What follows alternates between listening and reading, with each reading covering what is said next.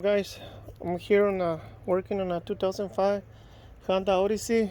We want to replace actually the AC compressor, and I just I was having a hard time pulling it down from the bottom. Usually I just did a I did a not too long ago. I did a 2007, and the AC compressor just came out of here pretty easy. But this is a 2005, and the subframe is a bit different. It still has the subframe like the older model at the 2000. At least this part right here, it has it has the same kind of frame down there as the 2003 and all the way to 98. So, like I said, I did a 2007, and it was pretty easy to pull the compressor off to the bottom. So I'm going to show you what I do on the older bands. Most people remove the whole front. They remove the fender, the lights, the front bumper, radiator, AC condenser, since they're working on the AC, and they pull it to the front. But I want to show you how I do it. First, I want to show you that how the AC compressor failed. It's not engaging, so before you replace your compressor, you need to make sure this is what is going on with your compressor. Okay, so I'm going to show you. Okay guys, so I'm going to show you the problem. In this case, the problem was the compressor. Okay, so I'm going to ground it with my power probe, and I'm going to put some power there. Nothing. The clutch is not engaging. In reality, guys, we could have just rebuild the AC compressor. Some cheap parts on eBay, I don't like them, but the kit to repair the compressor was around $250, a good brand. $300. The guy didn't want to do it. He didn't want to buy a new one either. So the guy didn't want to buy a new one either, but he got one used from a wrecking yard, and I'm just gonna install it. And there's no warranty on labor or parts, since the guy didn't want to invest in a new one. He got it himself, so he went out and buy it.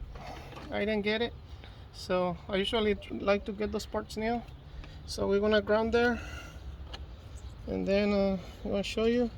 Keep an eye here at the clutch, see how it engages. See, the old one wasn't doing that, so at least we know that this compressor is engaging. So what I wanted to show you guys is the way that I pulled them out. The way that I pulled them out, instead of removing the frame and all the whole front, what I do is I remove the alternator.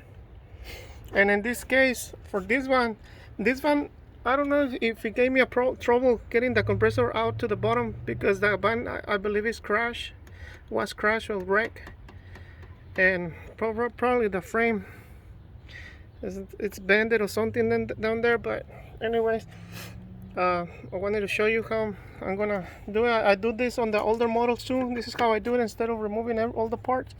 Like I said, the guy didn't want to buy any more parts. He just said to install the compressor, and that's it. You don't want to buy any valves, any dryer, the condenser, nothing like that. So I'm gonna show you how I take them out and how I pull them in. Okay, put them in. I'm sorry. So I do. There's a little bracket there. This one like that. It goes like that.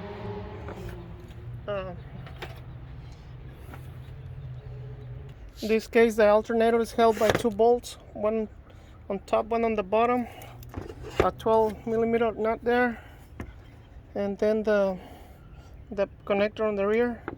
So once you remove those things, Like I said, on this case I had to remove the power steering reservoir. I disconnected the hose from there. He actually ripped.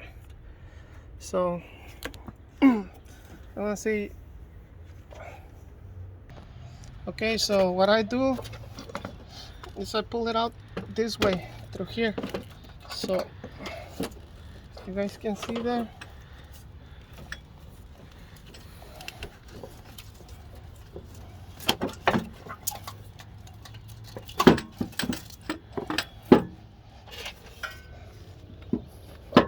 That's pretty much all you do, you know.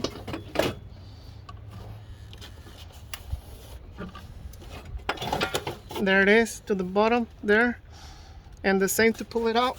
Once you detach the hoses and the bolts, you pull the alternator out, and the same here. This is what you do. That's how you pull it out. For me, in reality, it's way easier than removing the whole front.